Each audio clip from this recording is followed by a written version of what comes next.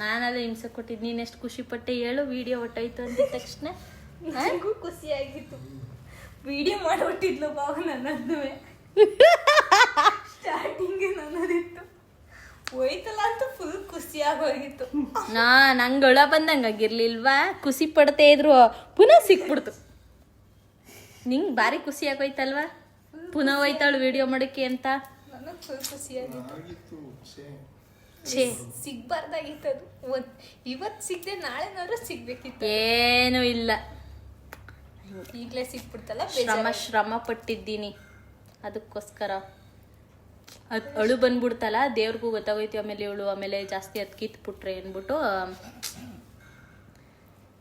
ಏನೇಳು, ಶ್ರಮ ಪಟ್ರೆ ಫಲಗಳೆಲ್ಲ ದೇವ್ರದ್ದು ಕಣಮ್ಮ.